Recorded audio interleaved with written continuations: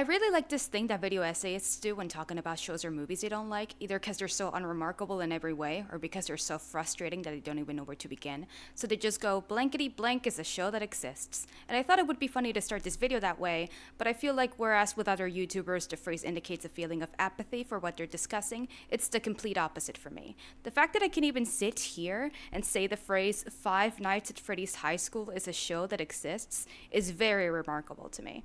Five Nights at Freddy's as a game became so instantly iconic that it left an undeniably huge footprint on the internet, to the point where as a kid you didn't even need to play any of the games yourself in order to know everything about them. I sure didn't. I experienced the games vicariously through Markiplier Let's Plays and game theory videos, and I know that a lot of you have too.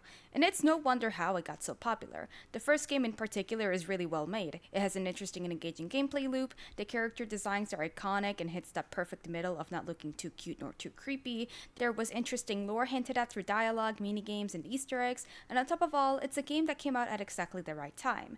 It was basically the first of its kind, and it spawned its own niche video game genre, and it only became bigger due to YouTubers having a symbiotic relationship with the games, where they both made each other grow exponentially. So, that all to say, with that increasing popularity, it was inevitable for a fandom of the series to start forming, and when a fandom becomes big enough, especially in the early 2010s, it is bound to have popular subcategories within that fandom. Some people were fixated on the security guards and the phone guy from the first few games. Some really, and I mean really, liked the purple guy, aka William Afton. Though small tangent, it was before his name had been revealed, so there was a period of time where people went with the popular fandom named Vincent instead, and I just still think about that sometimes.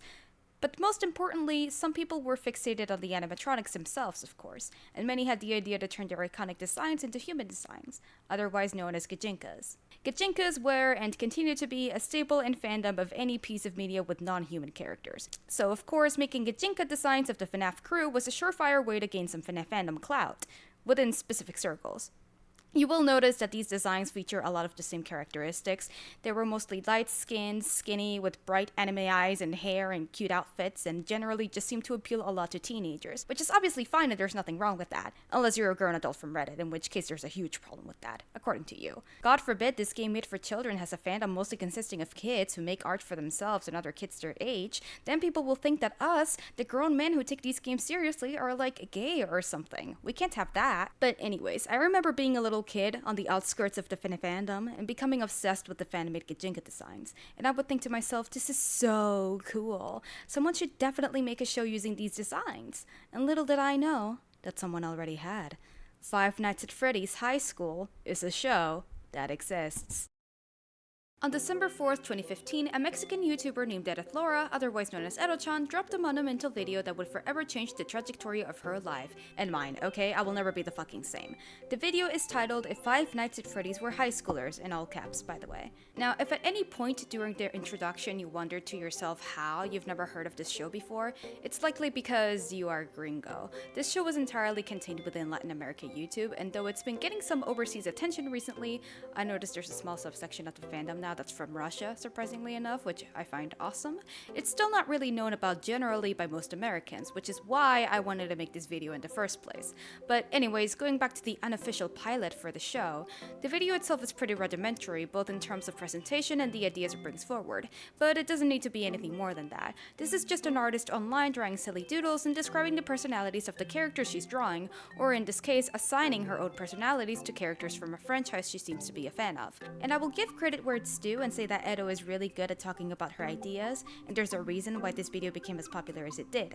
Obviously, it was interesting enough to captivate me when I was younger, and I could tell that Edo was passionate about her own ideas. She begins by describing Chica as a bubbly, energetic, and confident teenager with a hot-headed side to her, Foxy as a troublemaking kid who is also really horny for whatever reason, Bonnie as a hashtag I'm actually nerd guy who speaks bluntly and without thinking, and Freddy as a happy-go-lucky protagonist who always has a motivational speech prepared, but suffers from a fear of crowds. She also touches on how each of the characters would interact with each other, like Chica and Foxy having a somewhat flirty relationship that won't actually go anywhere, Foxy and Bunny being the typical jock and nerd dynamic duo, Freddy and Chica getting along since Freddy won't sexually harass her, and so on and so forth. Revisiting this video after being familiar with the series, I can confidently say that it will not stick to a lot of the groundwork that it lays out here, especially as it pertains to their personalities. Usually that's not something I would complain about since it's natural that characters will not remain the same way for the duration of an entire show, but the ways in which characters change don't feel like a natural progression of their personalities and more like the writers weren't great at keeping their personalities consistent, but we'll touch more on that later. Anywho, Edo supposedly got the idea to create a series based on her video after someone suggested it in a comment. And I say supposedly because I cannot find that original comment anywhere for the life of me. But whoever you are, I hope you know the impact that you indirectly created. With that, let's finally take a look at the series proper. This is both a show that I desperately want those who don't know about it to experience for themselves, but that I would also recommend to nobody. Because, let's be real, there's not really much that you could gain from watching it if you don't already have nostalgia for it. So I've made the decision to instead just do a series retrospective and summarize every episode for your convenience. But mostly for me. After that, we will analyze the pros and cons, what led to its massive popularity, what made so many people hate it, and discuss the many dramas that the people working on it got involved in. And only after all that will I finally be able to rest. So let's get into it.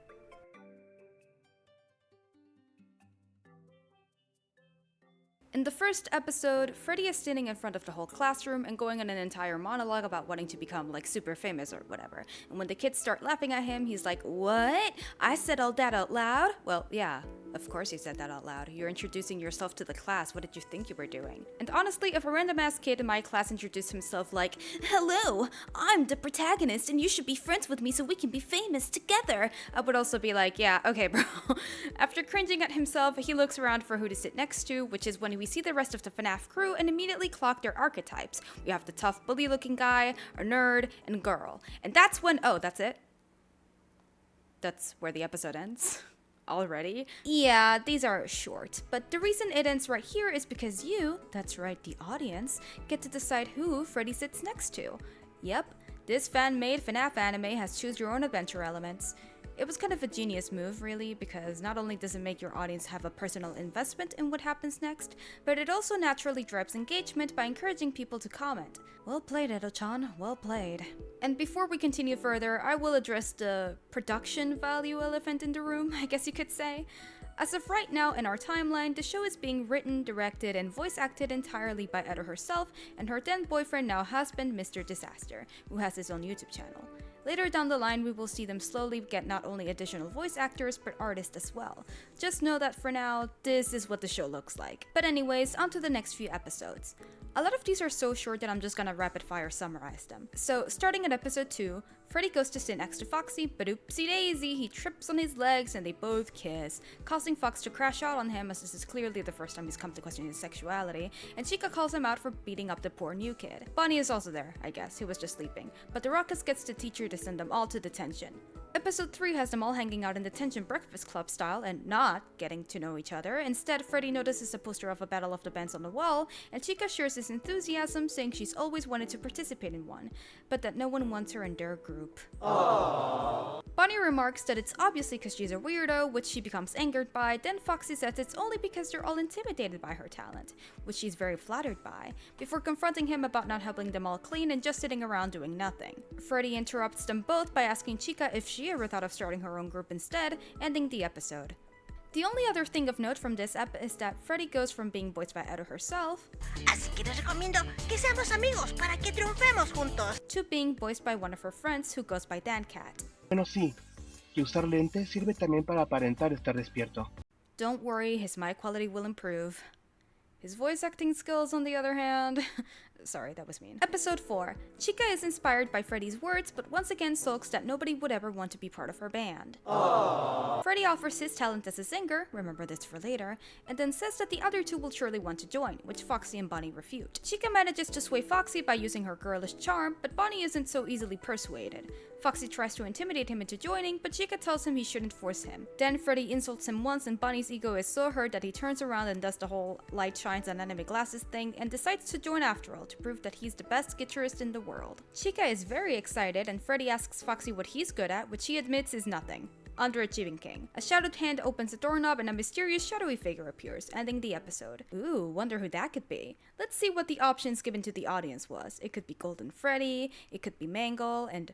Purple guy, what are you doing here? I'm sorry, there is a timeline out there where Purple Guy could have been one of the main characters in FNAF HS. Not to give spoilers or anything, but the man behind the slaughter, as it were, has a total of zero fucking relevance in this show, and that's a fact that makes me a little bit more upset than it should. But moving on, episode 5 is one of the same episodes again, but from Chica's point of view, and it's titled The Mysterious Person, but the flood of comments at the beginning already spoil who it's gonna be. And instead of being focused on him, he just shows up at the very end. So this episode was super necessary.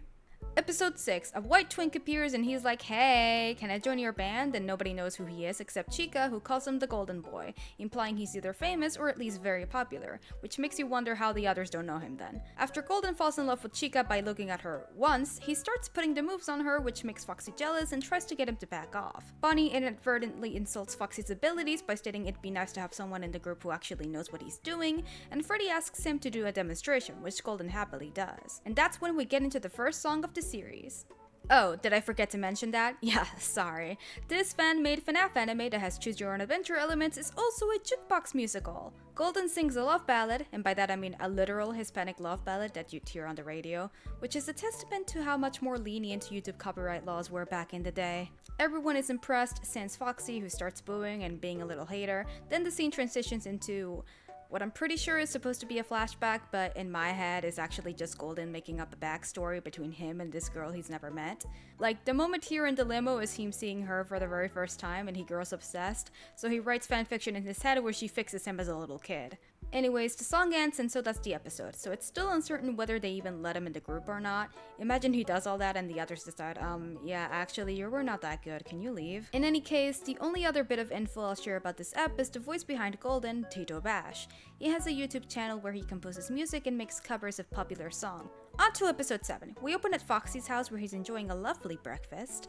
I think. He's watching a television program where Golden is in some sort of interview, and honestly, he's saying complete nonsense. I don't know what this man is cooking. I also don't know what Foxy is cooking. Seriously, what is that? Foxy sulks both because of his jealousy and because he has to go to school on a Saturday, before remembering Chica was the one who asked him to sign up and becoming flustered. I don't know if I've emphasized this up to this point enough, but it's very obvious homeboy here has a crush. We arrive at school where Freddy is enthusiastically sharing the potential band names he came up with in the form of a mini montage, which gives us this image. Moving on. Bonnie proposes the name the animatronics because of course, and Freddy clearly doesn't understand the reference, shaking my damn head. Chica announces that she made costumes for everyone based on their personalities, and then she goes on to explain them all in full detail. She could have known Foxy and Bonnie for a while longer, but I know for sure she's only known Freddy for like a day, and Golden less than that. Yet she goes on to describe them, well, not even like she's known them for years. In fact, this scene sounds more like Edo describing the personalities of her characters through Chica in a sort of meta way, rather than Chica herself describing attributes about them she would have noticed after knowing them for a while, which I must emphasize again, she doesn't. Plus, what she says is not even true. Freddy doesn't judge others based on appearances. He literally did that in the first episode. I didn't bother mentioning it, but he spends his first few minutes of class making a fool of himself and psychoanalyzing his peers to see which one of them could benefit him the most. Again, remember this for later. At the end, she admits she doesn't know what makes her special, and everyone pitches their own answers, which are different levels of unhelpful. Sin duda alguna lo tierna que eres. Ignóralo. Lo mejor de ti es tu personalidad. En realidad, tu mayor cualidad es lo rarita que eres. Solo vístete como más cómoda te sientas. Yeah, thanks guys. Finally, Freddy stands in front of a bulletin board and asks the others if they know who these guys are, noting they look like competition.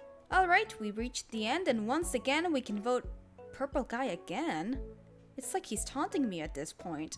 Episode 8 is called Mangle and the Toys, and it's when we meet Mangle and the Toys, but you couldn't have guessed that. Freddy awkwardly asks the others about the other group, since the new guy here seems to be his only personality trait left. Then the aforementioned band makes an appearance and immediately makes the others know they're hot shit.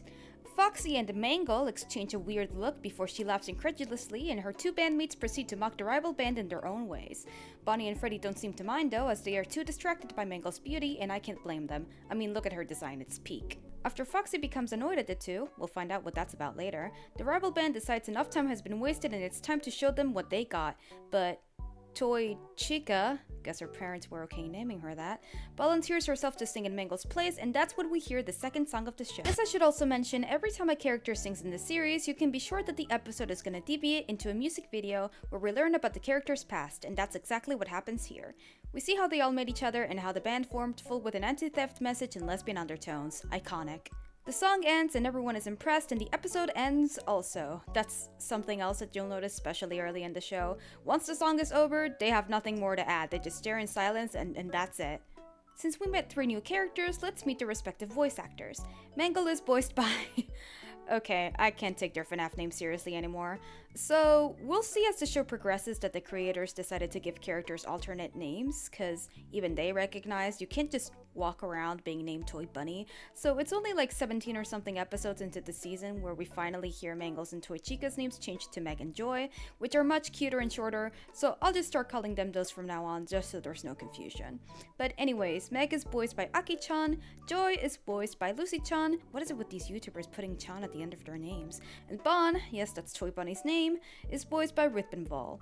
Lucy and Aki both have YouTube channels dedicated to making anime covers, of course, but Rithbenval is not a singer, he's just a gamer. And he's got amazing mic quality. Mangle, deberías enseñarle lo que les espera. With that finally out of the way, we can move on to episode 9. We start right where we left off. Meg states that they all got the message and tells her team it's time to leave, but as they head out, Bonnie ties his hair up in a bun and blows everyone's tits clean off by showing them his sick guitar skills. I mean, he can play multiple guitars at once.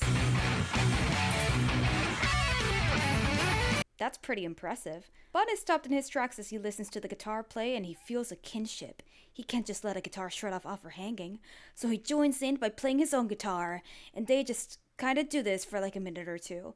This is technically the 3rd song of the series already. Once they're both done shredding, Bonnie is impressed by Bon's skills and asks him to give him some tips, all while his own band says Bonnie was clearly superior, despite the fact that the song they picked was one where both guitars were playing simultaneously and indistinguishably from each other. Bonnie goes to shake Bon's hand and he starts blushing, and oh boy, the caption stole the words from my mouth. Meg is, dare I say, absolutely flabbergasted, and she furiously demands her teammates leave while the animatronics celebrate Bonnie's victory. Bon lingers behind looking all emo and contemplative and shit, and he's so deep in thought he doesn't even notice his bandmates comment on the celebrity being a part of the rival band, which I would be pretty peeved at too. And we learn later on that Golden's family is hosting the event, so that's some type of baby ass bullshit, what the hell? Bon is finally brought back to reality and apologizes to the girls before Meg says you better lock in or else, ending the episode. I'm sure the homosexual tension won't ever be brought up again. Episode 10 is where shit gets serious, and by that I mean it gets gay. This wouldn't be FNAF fanfiction without gay shipping, come on. It even starts with a disclaimer from Edo and a no longer functional button to skip all the gay shit if you want. I mean, it was 2016, you might as well put a content warning for gay people in your web show. But anyways, the episode starts with Joy staring at Bon with her big ol' eyes and trying to reassure him that he shouldn't take the defeat to heart. Little does she know, he's actually just reminiscing about the gay rival he met like a day ago. Bon goes on to explain he's never lost a battle before in a dramatic anime protag way, but promises Joy he'll do better. After that, he heads to music class, but rot-row, he finds Bunny sitting on a bench nearby and freezes.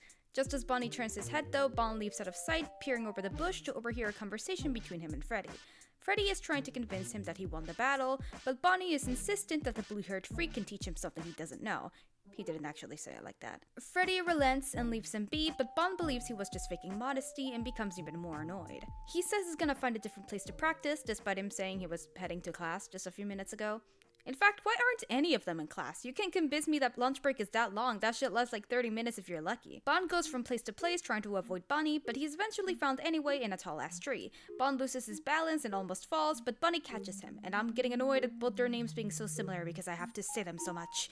Anyways, purple-haired freak tries to talk Bon into practicing together, but he's not having it, insisting that they're rivals. They're not supposed to work together.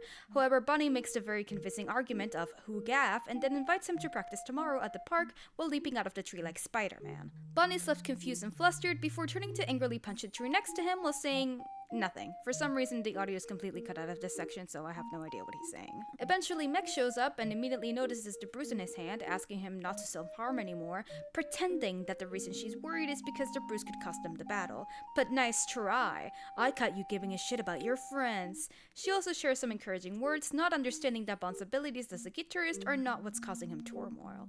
Joy joins in as well, and Bon hugs them both, still not having come to terms with his true feelings, but knowing that he's got the support of his friends either way. And why are they still not in class? You're in your uniforms, I know it's a fucking school day, go to class! Before the episode ends properly, Meg says they gotta hurry before he finds out. Oh well, that's something we can worry about later. For now, let's talk about episode 11. Meg is talking to a shadowed figure. Never mind, I guess we worry about it right now, actually. Meg attempts to reassure her boss, or whoever he is, that everything is under control. Shadow Man reminds her she needs to keep her end of the bargain, or someone is gonna pay. This fan-made FNAF anime has a plot? We fade to black, then see Meg defeated, frustrated, and stressed about her situation. And then her boy Springtrap appears. Sup, my dude? It is implied that these two have known each other for a long while, as Meg vents to him about everything that's going wrong with her life lately, which is, well, everything. One of her biggest sources of frustration being that Red is in the rival band, and I don't have to give you too many guesses for who Red is. Spring tries to console her with a hug, and she wishes she could just go back to when everything was easier and they were all happy, before the incident. Which is when we fade into a song, baby! Meg starts singing and Spring starts spitting bars. Aquel momento llegó, es hora del vuelo, mas nadie ve tus alas, tú eres valiente, no importa que duela. As the song progresses, we see the accident that occurred, which was when her house was set on fire, and it's implied that her parents didn't survive. We see her crying and jumping into the arms of the guy who saved her, who is wearing a red shirt. Wonder who he could possibly be. After the song, Meg regains some confidence and says she's never giving up, and she and Spring banter for a bit before he says he's gotta leave.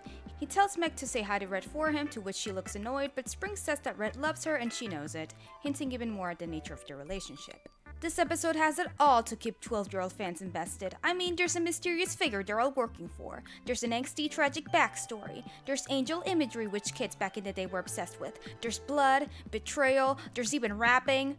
Also, I usually wouldn't complain about these characters not resembling the originals, because then I'd have to stop every 5 minutes to point out all the differences, but seeing fucking Springtrap, the mangled corpse of a child serial killer who taunts the player so he can get his next kill, be characterized as a chill dude who loves to rap is really fucking funny. I can't stay mad at this show. Speaking of, the guy who voiced Springtrap is a YouTuber called Doble Cero, whose whole thing is making rap covers of songs as well as write original ones. I also find it funny how they obviously wanted to make the rival sympathetic, but the way they go about it is by putting Meg in a potentially dangerous situation if she doesn't win, because of a deal she made with somebody. It's a perfectly over-the-top setup that, well, guess what, is never expanded on. Yep, we never find out who that shadow figure was, and we also never learn what type of deal she made with him, for what reason, what exactly he gains from her winning a singing competition in her high school. It's all just never addressed again. Honestly, this would have been prime opportunity to make this the Purple Man, just saying. Would it have made any sense at all? I don't know, but still. Prime opportunity. Wasted. Enough about that episode. Let's finally talk about the one that indirectly caused the show to fucking skyrocket in popularity. I'm talking about the one, the only, Freddy's Ghost. We start at Freddy's room where he is excited about the band finally assigning roles, which for some reason they still haven't done already. Haven't you guys had like plenty of time to figure that out? No, you know what? That's actually pretty realistic. Real procrastinators know. Anyways, everything is going great and normal, and then, Pero no siempre podrás ocultar lo que eres. The disembodied voice tells Freddy, you won't always be able to hide who you truly are, and Freddy argues with it, saying he won't let it ruin everything for him again. Not this time. Freddy's mom calls him for breakfast, and, MILF alert? Yeah, I know, I'm sorry. Freddy's mom comments on his good mood, to which he says he thinks he's finally making friends, causing his mom to look worried and urge him to control himself, then asks him if he's already taken his meds. And he says he did. Like he always does. Let's put a pin in that. After whatever that was, we arrive at school and Freddy starts assigning roles. Bonnie is lead guitar because obviously, Chica says she'll be the bassist, Foxy's picking his nose and then says he'll be the tambourine, Golden suggests he tries something different, to which Fox settles for the triangle. After Golden and Chica show each other their impressions of what a crowded classroom sounds like, which is very impressive by the way, Freddy tells him it's clear that Golden's gonna be the lead singer. However, Golden finds that Freddy could also sing so they can be a duet, but Freddy is incredibly modest. All of a sudden. Remember when he was spitting big talk about becoming the world's next biggest pop star? What was that all about then? The mysterious voice mocks Freddy and laughs in his face, and Freddy excuses himself out of the conversation to go pick up an instrument instead. The voice keeps persisting, becoming louder and telling Freddy he needs to let him out, until Freddy grows so frustrated he practically yells for it to stop, which the others of course notice, because why wouldn't they? Oh, no, sorry. They don't actually hear what he says. They're just like, huh? Did you say something? Must have been the wind, back to making our classroom impression. Freddy awkwardly says it was nothing and then picks up a random instrument, which was Foxy's triangle, who then takes it away since he already called dibs. Freddy then says he'll just be the second guitar, and Chica talks his ear off while the voice pretty much just keeps yapping in Freddy's other ear, like, okay, we get it, dude. Golden asks what song they should play, and the episode ends. I don't know about you, but everything about this episode seemed extremely normal to me. You know, there's nothing weird or wrong or questionable or out of place in the slightest. Everything is just business as usual, nothing worth raising an eyebrow over. Oh boy, what do you mean we're already moving over to episode 13? Oh well. The next episode is titled Shadow Freddy? Okay, sure, Shadow Freddy appears. Oh hey, remember how at the end of the last episode there was a multiple choice for the kind of song the band would play in this one, and one of the options was anime? Just anime? It'd be weird if you did, since I didn't mention it at all, but yeah, of course that option won, so we get a very special cover made just for this episode. Isn't that exciting? If that confuses you at all, none of the other song covers were recorded for the purpose of being used in the show, if that wasn't already obvious. They were just pre-existing covers taken from each voice actor's respective YouTube channels, but enough yap. Let's see which song they chose to cover.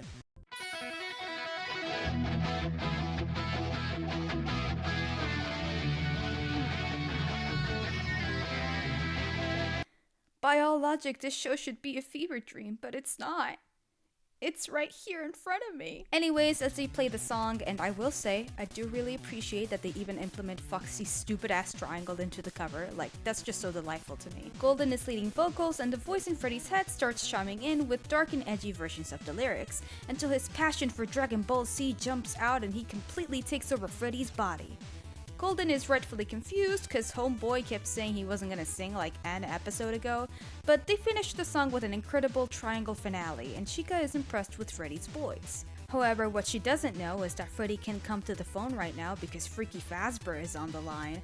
Oh, sorry, his name is Shadow Freddy, I forgot.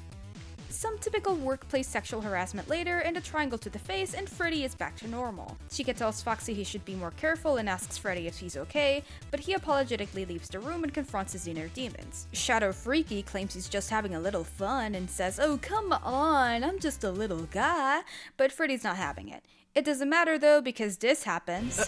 No! Al fin! Now that Shadow Freddy is free... Oh, that's why his name is Shadow Freddy. I see. Amazing foreshadowing, 10 out of 10 work. Anyways, now that he's free, he's off to do whatever he likes, which is apparently just roaming the hallways and flirting with girls, cause that's all he does. He overhears a girl we've never seen before singing in one classroom and comes in to interrupt her and to compliment her voice. She asks who he is, and he introduces himself as Fred, so I guess the Shadow Freddy running joke is over, sadly. He keeps trying to make advances at her, but she just kicks him out of the classroom and tells him to come back at a later time. However, he doesn't take the hint and winks at her, making her embarrassed and shutting the door in his face. Not even 2 seconds later, a completely separate girl can be heard singing in another abandoned classroom, cause I guess nobody takes any damn classes here. But we do learn that it's the girl from Meg's group and that she can sing her own backup vocals. Mientras me arrulla bajo el sol, con gran ternura oigo cantar a una madre a su hijo con amor. Which is pretty impressive. Fred has a very bizarre reaction to this, falling over and growling like a rabid raccoon, causing her to ask if he's okay. Freddy comes back, pissed off at Fred, creating a misunderstanding between him and Joy.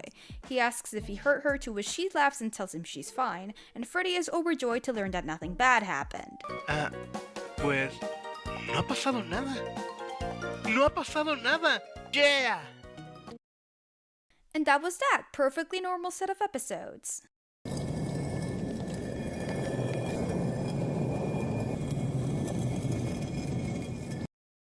Alright, fine. So, as you likely noticed, this and the last episode are sort of a package deal, so I didn't want to discuss one without the other, but we can finally discuss both now. Last step served as Fred's introduction to the cast, and he is, let's just say, the Hyde to Freddy's Jekyll in a way. We don't know if this is like a brain ghost situation or an alter ego situation, or God forbid, an alter situation, but what we do know is Fred loves three things: whispering evil thoughts into Freddy's ear, singing, and ladies.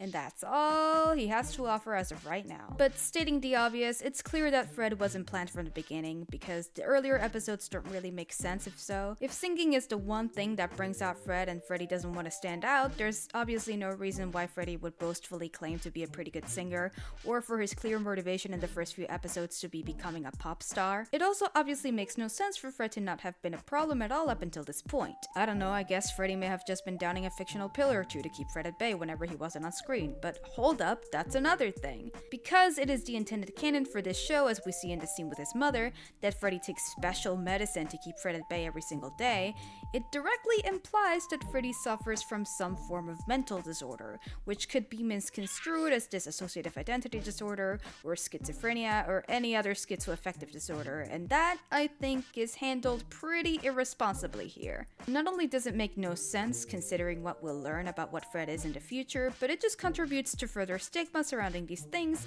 even if that wasn't the intention. If Fred is supposed to be something supernatural, then pills should just not be brought up in the first place. Additionally, it takes a while for us to learn any additional info on what exactly he is, and anything we do get to learn is kept pretty vague, which might have been the point to incentivize fans to create theories and stuff, but does also feel like the two writers weren't sure what Fred was either. I do feel like I have to point out that since Fred does come out, the possibilities are that 1, Freddy didn't actually take his pills and lie to his mom, which seems unlikely, or 2, the medication genuinely doesn't work and possibly never has, since after this point, Fred will take over the body even more. So maybe it's a case of them functioning as placebo? Maybe what happened is that Freddy's mom, worried about the way he's been acting lately, takes him to a doctor to get a diagnosis one day, without realizing that what Freddy has is not a mental disorder, but something else entirely. And the doctor misdiagnoses him with a disorder he doesn't have based on his mom's descriptions of his symptoms rather than what Freddy is actually experiencing. So they end up going through this lengthy process of getting medication that doesn't work, but Freddy never says anything because he is still nowhere near the point of knowing what he's actually going through and just trusts that the adults around him know what's best. And even if the pills don't work entirely as intended, he keeps taking them every day anyways as instructed as a last hope of becoming normal. Maybe, if he keeps doing this every day, they will eventually work and fix him, but deep down, he and Fred both know that Fred coming out is an inevitability, and a part of him that he can never get rid of. Or maybe this plot point just doesn't make much sense. Could be either one. Next episode starts with another gay warning, so that's how you know we're in for something good. Meg is waiting outside of school for Bon, who claims he keeps getting lost, but she notices his guitar and tells him they don't have practice that day. Could've fooled me, that's all you guys seem to do. Bon lies and says the reason he has it is because he's always on the #grind, which she's happy to hear. However, their nice moment is interrupted when they overhear a group of delinquents harassing Bonnie a few feet away, and that's when we're introduced to the nightmares, which are among my favorite designs in the show. Well, not in this episode. Ignore how they look here, okay? Just wait until a later episode. You'll see what I mean later. Bon is about to intervene, but Meg urges him not to, since she doesn't want him to get hurt. Bon says he just can't stand there and watch, to which she asks, why do you even care about that guy so much? And then comes this iconic response. No puedo dejar que lastimen una guitarra. Best excuse I've ever heard.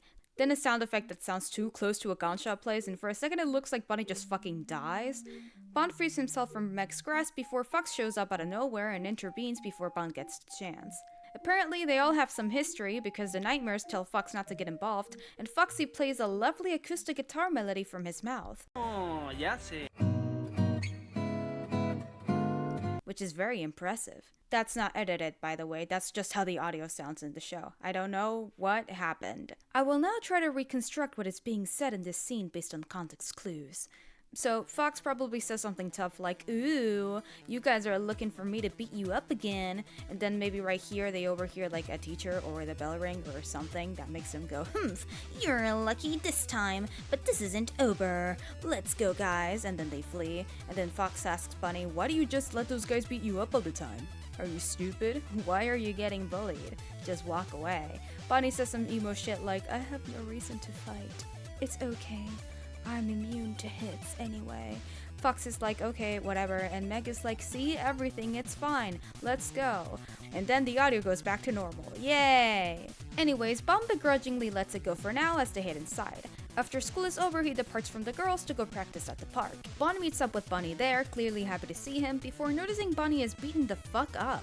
Bonnie doesn't seem bothered by it, but Bon becomes upset and blames himself for not having intervened earlier. He then promises Bonnie he will never let this happen again, which makes Bonnie confused until he realizes he's referring to his bruises and insists he's immune to punches. Bon isn't convinced, obviously, but Bonnie insists on practicing the new song together regardless, and then they do just that.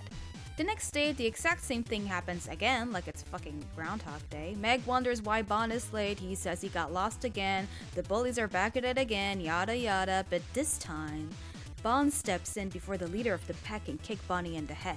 He says that messing with Bonnie means messing with him, something that shocks Bonnie. And after they threaten Bon as well, Bonnie stands up and tells them to go away. Meg and Fox immediately follow after and the guys leave. Again. Very anticlimactic way to solve things, but everything's solved, yay! Bon tries to give Bonnie his glasses back, but he says he doesn't need them anymore, and tells Bon to keep them. Bonnie meets up with Foxy, who is impressed that he finally stood up for himself, and he says he finally found a reason to do it. Friendship. Aww. Bon's previous voice actor got replaced with a new YouTuber called Dual Key. This isn't the last time his voice changes. Part of the reason why this episode might have been a fan favorite at the time, aside from of course the gay of it all, is because it's the first to have an actual character arc within it. Bonnie starts out apathetic to his own well-being, but once he meets someone who considers him worth fighting for, he starts to see the value in himself. Sure, it's very simple and not without its flaws, but it works. This episode makes it apparent that this show as a whole has a heart to it, and as much as I poke fun at it, there's still some beauty to be found in that. But enough about that corny shit, it's time for episode 15, titled New Enemies. The episode opens with a brand new character who is texting someone on their phone about having just arrived at school, before switching perspectives to our main crew. They're all heading towards a school assembly sort of thing for the Battle of the Bands. Freddy is anxious about being asked to continue singing since he did such a great job last time. Fox and Bunny are trying to sneak off to eat some pudding instead of actually attending, and Chica is the only one taking this seriously. So they head inside, and the main rival band as well as two other characters can be seen there as well. They also see that the assembly is being hosted by a new character. Quick, which FNAF character is this guy based on? Wrong, it's none of them. This is a completely original FNAF HS exclusive character named Town Trap. Yep. Anyways, he establishes that he's the one in charge of organizing all the teams this year, and that only the best 4 teams will be able to participate in the National Music Competition, which is the first time in the series we've ever heard about this. Town Trap calls each member of the band to stand, and when he gets around to the singers, both Golden and Freddy do so, to Golden's confusion once again. Freddy calls Fred insufferable because of course he's the one behind this, and Golden overhears Freddy muttering to himself. I cannot imagine what he must be thinking about Freddy at this moment. Town Trap tells the others he'll also be participating and introduces the other students to the first international participant, Balloon Boy. He's Japanese. They made him Japanese in the show. So, Balloon Boy and this girl from episode 12, who I forgot to really talk about because I was busy acknowledging the bigger elephant in the room at the time, are friends. They know each other. They're talking about how they haven't seen each other in a long time and also the competition or something, and then the animatronics walk by with arms full of pudding. Bomba notices Freddy, and Fred, upon noticing her, gives her a wink, which makes her embarrassed. Don't worry, this pair doesn't go anywhere. Chica chastises Freddy about getting distracted, and he's confused on what he did wrong, which I only mention because it shows Freddy isn't always conscious of the fact that Fred has taken over until he experiences the direct consequences of whatever he did. We flash forward to Balloon Boy sitting on a bench alone and looking up at the sky, lamenting the fact that he'll never adapt to this school and culture, and then he starts to sing. Here we go again! As an immigrant who also had to move from my home country to study at an American school, I also understand the feeling of alienation that comes when you leave your home. Oh wait, that's not what the song is about, it's actually about his relationship with Bon Bon. Which, I mean, I guess it's good to get some more elaboration on that, but all we really need to know about them is how they've known each other since very little, practically growing up together, and then had to go separate ways when Bon Bon left to travel abroad, and he was left all alone. The song ends and so does the episode. Woo! You might have noticed by now, one of these characters doesn't look the same as they once did. Turns out Bonbon's previous design was inspired by a popular toy bunny Gajinka design by an artist whose work was very popular among the Gajinka FNAF space back in the day. But it seems Edo realized it leaned a little too close into plagiarism territory and decided to change it. I actually think the newer design is cuter personally, but I know others who still prefer the old version, but I digress. Also, there might be some of you who are now thinking, hold up, I thought Bon was supposed to be Toy Bunny. Well, yes, there are 2 of them. This won't be the last time a character gets 2 different iterations, so, just like, get used to it, man. Last but not least, before I stop talking about this episode, I'll introduce the voice actors for the new characters. I didn't forget to do it last time for Bon Bon, I was just saving it for an ep where she's more relevant. I promise. Bon Bon is voiced by a YouTuber by the name of Raccoon, with 2 Ks. Balloon Boy, whose name eventually changes to Loon instead, is voiced by Hiorno, and Town Trap is voiced by iTown Gameplay. As much as I keep introducing the VAs, I haven't really taken much time to talk about them, but don't worry, I'm saving that for much, and I mean much later. Those who know, well, they know.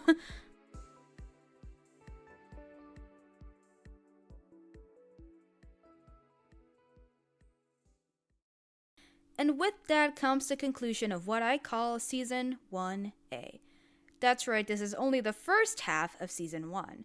I decided to split it down the middle, both because talking about 30 episodes in a row would be a lot for both you and me, but also because I really consider the first and second half of the season to be completely different eras. Season 1B is what many people, me included, consider the show's golden years, and that's because both the art and the writing began to evolve. So as I started working on this video, I started thinking about my own feelings on the show, as well as people's response to it as it was starting to become Edo's passion project and the only thing she would post about on her main channel. I knew from the beginning that I didn't want this video to just be me dunking on the show, because it has always been an incredibly easy punching bag for people. Old fans of Edo's channel hated it because they preferred her old content and didn't like that she was starting to prioritize it over said content. People who never watched Edo's content before hated the show because it's cringe garbage, and they also hated the fanbase, which at the time consisted of 12-year-old girls. FNAF fans hated the show because it didn't really have anything to do with the games. Even people who were fans of the show criticized it because it wasn't going in the direction people wanted. So pretty much from the beginning, FNAF HS has been drawing in constant bad press and being disregarded as an awful piece of media, as ugly looking, as lazy, as stupid and shallow, and as a show whose entire identity hinged on an existing franchise, which it then disrespected by being nothing like what it says inspired it. And I'm not here to blame anyone for feeling the way they do, or for being disappointed at this show, but I will say that at some point the hate definitely became forced, and it's no wonder that the audience got the reputation of being way too defensive because 1, they were children, I cannot stress this enough, and 2, they were constantly exposed to negative takes about it, a lot of which just stemmed from misogyny towards Edo herself and homophobia towards the characters. Now, is this show a bad adaptation of the source material? Absolutely. Is it just not the bestest show in general? Absolutely. I don't think this show should be exempt from criticism just because it's aimed at kids or for being fan fiction, but it was very obvious most people's criticisms did not come from a place of wanting to see the show improve, but to make fun of it and its creators. And I know I've spent a lot of time making fun of this show in this video, but I practically grew up with it. It was one of, if not my very first hyperfixation ever. It helped me make friends at school, it was the first show I made fan art for, and it was the catalyst for me sharing my own art online in general. So I promise when I poke fun at the show, it's supposed to be lighthearted and in good fun. It comes with the territory. Most FNAF Chance fans you'll see nowadays are aware of the fact that it's very flawed. But it's our flawed show. Given that for the first half of the season, the only person working behind the art was Hedo herself, it meant that a lot of quality was kind of sacrificed for the sake of releasing videos on a timely and consistent basis, which is why the art doesn't look so great, especially the backgrounds. There isn't a clear sense of space or depth, characters just kind of stand in a blank room that sometimes has furniture in it but not always, and a lot of times the perspective was confusing and inconsistent. Many people thought it looked bad, and it led them to believe that Edo was lazy and not putting in any effort, and that it was proof that this this show was just a passionless schlock that was created for the sake of gaining views and nothing else. I think the reason people started to feel this way is because they knew Edo wasn't untalented, since she's posted short animations in her channel before that looked more complex and smooth, and it made fans of hers wish that the entirety of FNAF HS will look this way. But I think these expectations are unrealistic for a project on this scale. Those animations only look as good as they do because she had the freedom to work on them for as long as she wanted, and they were also less than a minute long. For her to make entire 5 to 10 minute episodes that look like this, it would require constant hiatuses while working on the series, and it would, more importantly, quickly lead to burnout or worse, injury. In fact, one of the reasons she hired more artists in the first place is because she injured her dominant hand from drawing so much. Seeing the amount of people who've constantly told Edo that she had to put in more effort really rubs me the wrong way when she was clearly pushing herself hard enough already. And to be clear, I don't even think the show looked bad most of the time. I think there are a lot of sequences, specifically during musical breaks, where the art looks clean and the characters' proportions are more consistent. I think Edo's early art style for the show is incredibly charming. I can point to so many shots from these mini music videos that I still think look really good to this day. This was the wallpaper for my laptop at some point. Same with this one. Edo is not a bad artist by any measure. That's also why I don't buy that this show was made just for the sake of gaining views. Because if Edo didn't care at all and just wanted to make a quick product for the revenue, it would have been so easy to just try less as the series goes along. And that's not what happened. The quality of the show improves drastically. She gets background artists and people to clean up her storyboards, and artists who worked on colors and who designed outfits for the characters to wear, and she started introducing more characters and more settings and more concepts. So it's hard for me to see the show as anything other than a passion project made with love. I can sit here and concede that it was, pretty cringy at times, sure, but at the end of the day, I can't help but still find it kind of awesome. As I said in the beginning, the fact that this show exists in the first place is so cool to me, because it is pretty much the manifestation of someone going, hey, I want to do this idea, and then doing it, and then succeeding at it. Even if it's not the best show in the world, it still managed to garner a large fan base who deeply love it, and it has a large crew who you can tell had a lot of fun working behind it, and whose creators were deeply passionate about it. And I don't know, there's just something about that that's incredible to me. But now that I've complimented the show a bit, I do unfortunately need to bring it back down a peg. Because while I do think Edo is a good artist, there are still some aspects in which she fell flat, namely the character designs. That sounds very mean, but let's just put it this way. If you showed me this picture and held me at gunpoint and told me to guess who this character is supposed to be, I would never in a million years guess, oh yeah, that's Freddy from Five Nights at Freddy's. I would simply be dead on the ground within seconds.